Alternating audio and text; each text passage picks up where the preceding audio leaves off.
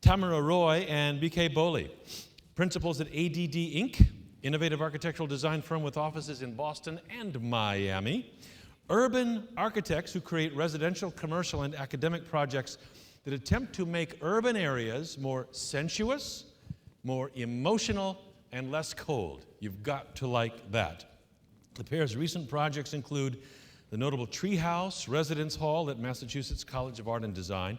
Boston Globe called it the most interesting Boston high-rise in years. They worked with the city of Boston on micro-housing initiatives. You may have read about these. Teeny tiny housing to make housing in a very expensive place possible. They have personal experience with that. They once lived with their newborn son in a 300 square foot apartment in Amsterdam, about the size of this podium, I would say. Today, Roy and Boley and their team are brainstorming other ways to solve Boston's housing affordability crisis. Glad they are on that. Please join me in welcoming Tamara Roy and BK Boley.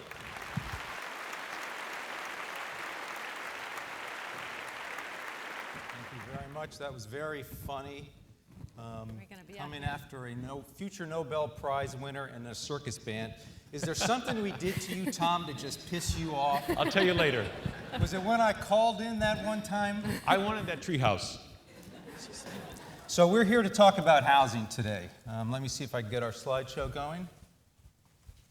And innovative housing at that. So we thought we would start first with one of Boston's great innovators, Camp King Gillette. Surprisingly, before he became the daddy of the razor blade, he was a social utopian thinker, and he developed an idea for a co-housing project that had shared kitchens, shared baths, shared living spaces. Actually, can I just wonderful amenities. Jump in, no kitchens in the units. He was all for liberating women to be able to do things other than cooking. A communal kitchen. Right. But his big idea was really to place it and run it on top of Niagara Falls. So it's completely powered by nature. So the problem with that is, of course, there are only so many waterfalls with a 300-foot drop that could power anything. So that didn't work out, so he went back to Boston, and he, as you know, developed the modern razor blade. And just in time, we hope, thank God, Hopefully they'll be using these tonight. At midnight tonight, those razor blades we're hoping are going to get into use.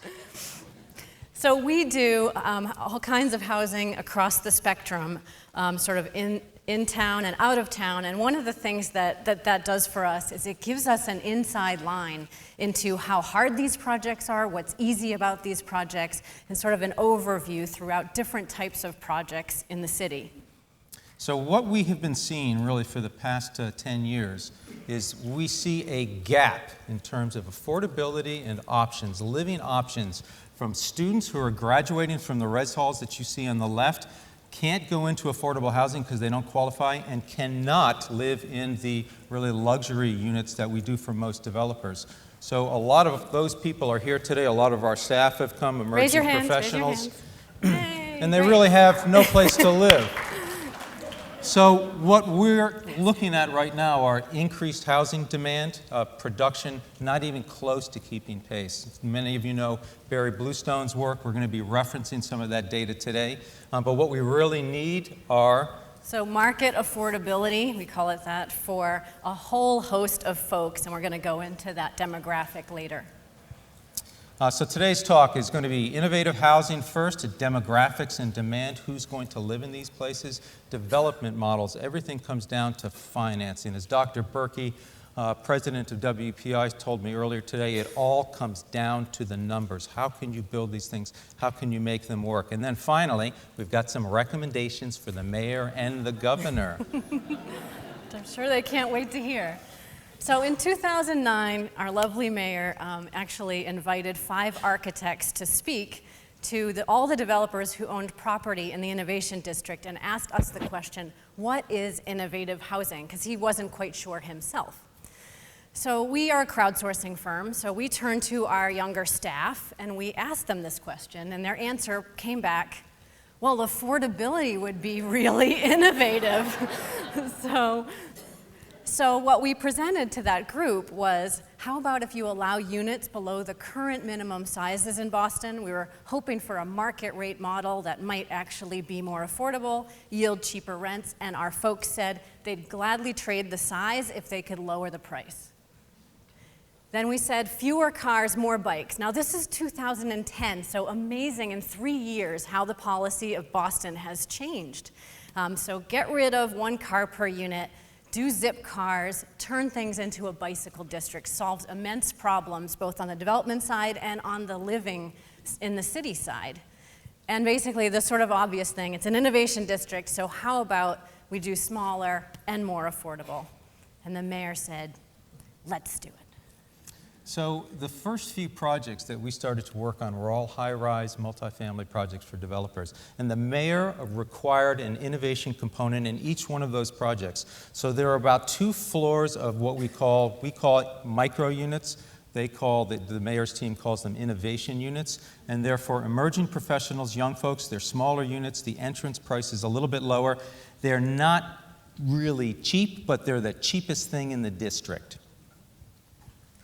And we thought, okay, we have all these wonderful, talented designers in our firm, our young staff. Let's ask them, if they're the target audience, how small can we go? And so they put together a group called What's In, and they designed a 300 square foot unit based on a lot of focus groups with entrepreneurs and others in this age group. And then they built a full-scale mock-up of this, which maybe you've seen around town. It's been sort of moving around in the last year. And what we got back for feedback was, it's totally perfect for that age group. And then the boomers, which I love Tom's comment, oh my gosh, it's so small, it's the size of this podium. They don't really like this. It's just too small. So that's actually a good thing, because those are the folks with more money that would price out the younger folks if they like that type of unit. So the first kind of wave of these smaller units came online really during the summer of this year at Factory 63 down in the Fort Point Channel. There was so much interest, they had a lottery to get these units. They started at $1,700 a month because the city demanded that the price be lower. The developers wanted to charge as much as $2,300 per month because they could. They leased up in a week. And another project that we're doing in the district, almost all the studios are already spoken for, and the thing doesn't open for another month and a half. So it's a huge demand out there. We knew it intuitively, but now we want to actually support it with the demographics. So we're basing a lot of this section of our presentation on Barry Bluestone and his team, and he's blowing you a kiss. We have the heart on you. Yeah, we love your group. And so let's go on about So here are some of the hard facts. In the last 6 years, cost of living has gone up dramatically. You can see housing gone up, childcare, food, college, everywhere but here, healthcare dramatically, 168%. Right, At the same time, rents have been going up as well, almost 80% over the last 20 years. Home pricing gone up a little bit less in single-family homes, but as you can see, since the recession, the price of double and triple deckers has gone up, and those end up being rental housing in the end. In the same period, really the last 10 years, you can see homeowner income has eked up a little bit, but renter income has dropped. So what this comes down to then is that over a quarter of folks in the greater Boston region are paying more than 50% of their income on rent. I mean, that is just staggering to us. And when we look at the demographics of Boston overall, we wanted to sort of understand who those people are. So 1 in 3 are between 20 and 34 years old. Over 40% of our population is now over 45 years old, so they're actually aging, and this is an increase, of 27% in the last 10 years. And then 40% of this, every 10 people in our region are single-person households. Not really excited about living with roommates. So then the households are also shrinking. So only 23% have families with children under 18. This one was a shocking thing for me. 37% live alone, almost 17% are singles, but they're living with other people, and 25%, they call themselves families, but they have no young children. So 75% of us don't live with children.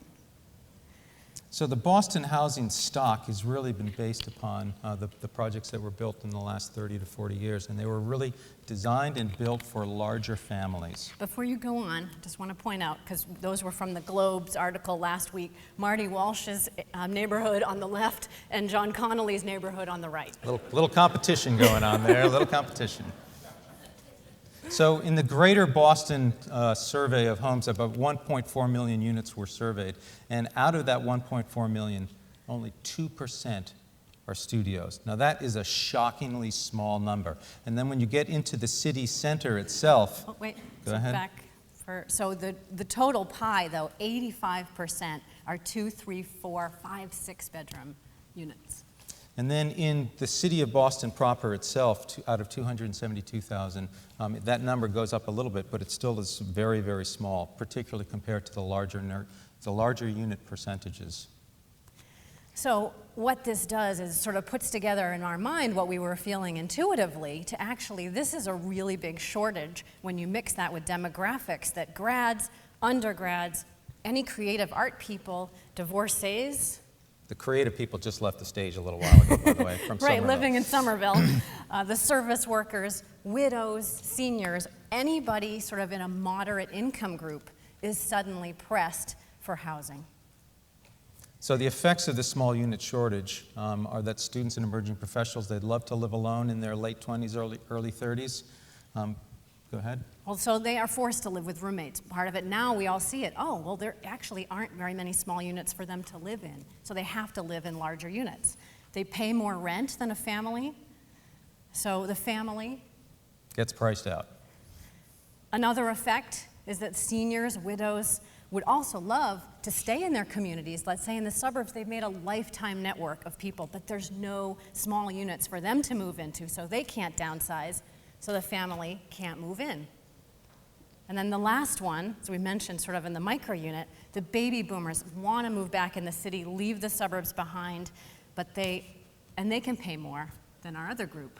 So they get priced out as well. So within the work that we do, we see 3 really different development models. And we thought we would look at the financing models anecdotally and try to understand if there's something that we could learn, something we could recommend for some way to produce more moderate income housing now, immediately, as soon as possible. In a great quantity. So the first is our market rate development cost model. Land, as you all know, is extremely expensive in the city of Boston and the environs. Then there's the building infrastructure, the MEP, the skin. The parking, of course, there is a lot that's put into parking, particularly if it's underground. Then there's permitting, there's marketing, there are other things, particularly there's a 15% affordability, which is a great thing that they have to put into their projects. And then there's their profit margin. So the cost of all of these buildings ends up being very high. And their basic model, financial model, is that private investigators take a risk, so they expect a return on their investment. And so the market rate units that are produced are priced to whatever the market will bear. Now, given the demand is so high, the price comes in high. So the next development model is really the nonprofit group, the 503Cs, the folks who are trying to build affordable housing. They're the real heroes out there working on very slim margins. Often they get pieces of land that enable the project to work. They have built high-rise, mid-rise buildings. We're doing a variety of each.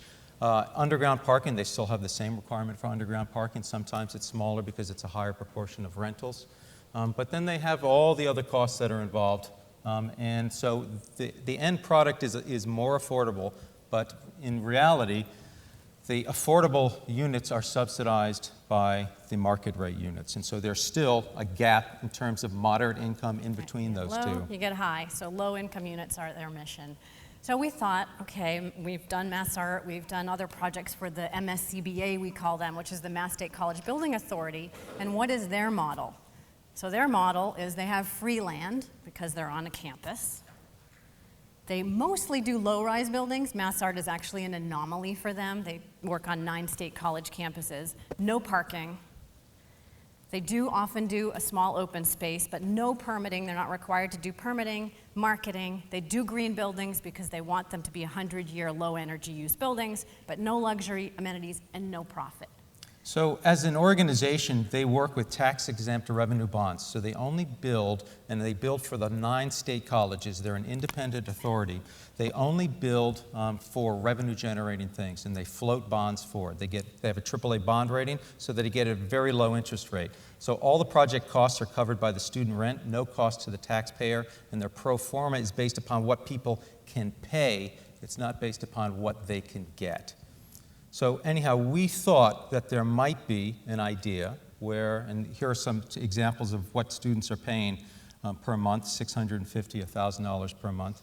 So our set of recommendations really start with this. Just increasing the supply is not the answer. It really needs to be right-sized and affordably priced for people. So we love the fact that both the governor and the mayor, and hopefully the future mayors, are talking about housing. It's an important policy element.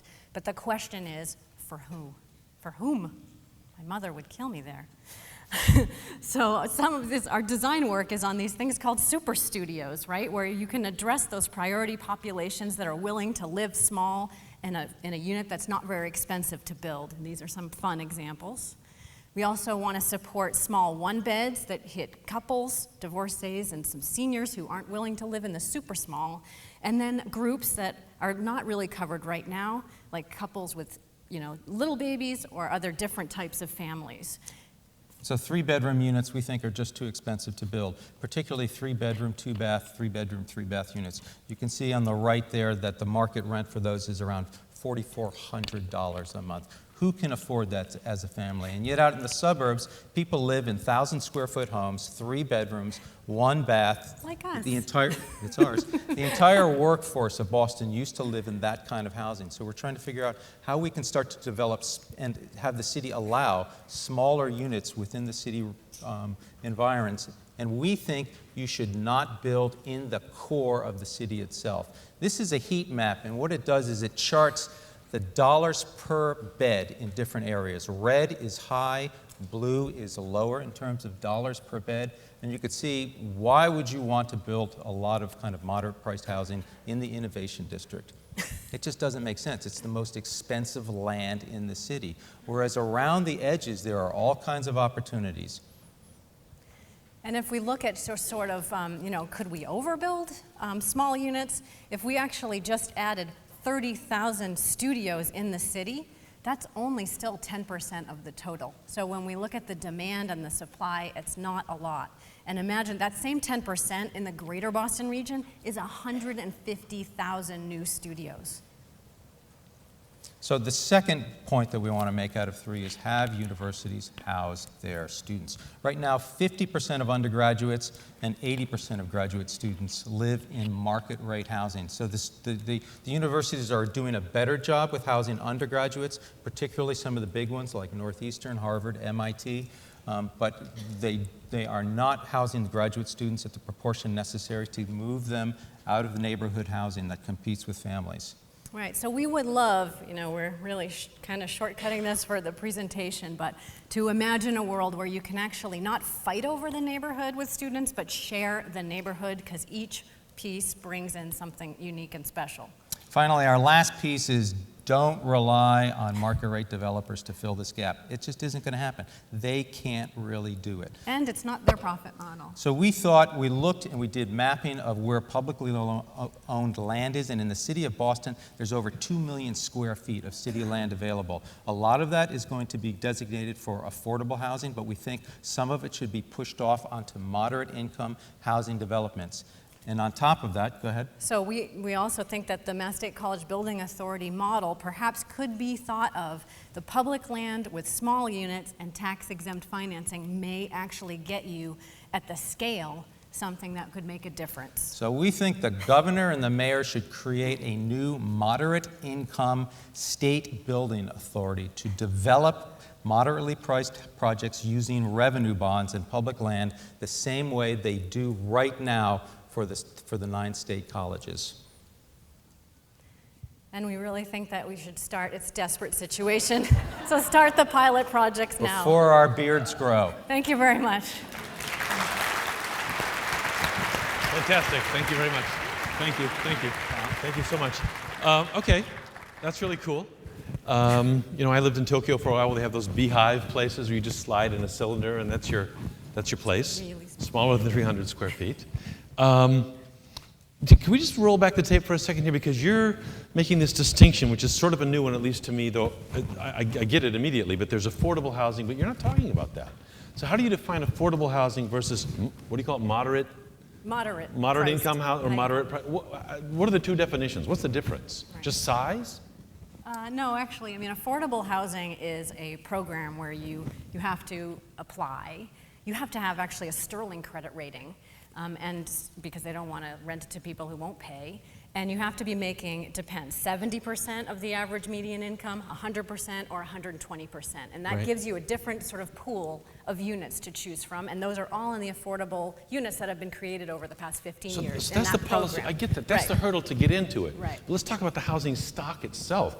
Because in a way, you've got an old version, which you're trying to migrate away from. Right. That is affordable housing, but on this kind of larger scale than you think necessary. So you want a different definition of housing. I mean, We want to try to work towards that missing middle. Yeah. Is what's happening. So we're not saying don't do as much affordable housing. Okay. Because as you saw from some of our charts, lower income populations are growing. Oh, yeah. As are upper income populations, and the middle is sinking actually.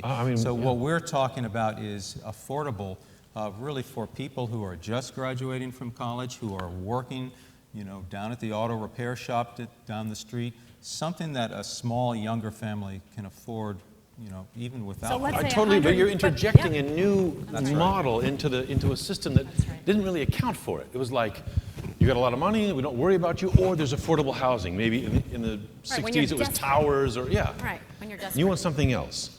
So that's you a lot did of. see we went to international graduate school in Amsterdam, right? Yeah, yes, I saw it, and you So- lived like this, and Amsterdam No, but rocks. Amsterdam actually has an incredible proliferation of moderate income housing that the city government built. And you can feel it in the city. I was just there this summer, and you feel They're all real these neighborhoods. of neighborhoods mixed and young income people who are absolutely. really living there, not just coming in and wishing they could, and then I don't know A going lot of somewhere. the presentations today were about kind of energetic individuals Yeah. coming to Boston to create a buzz.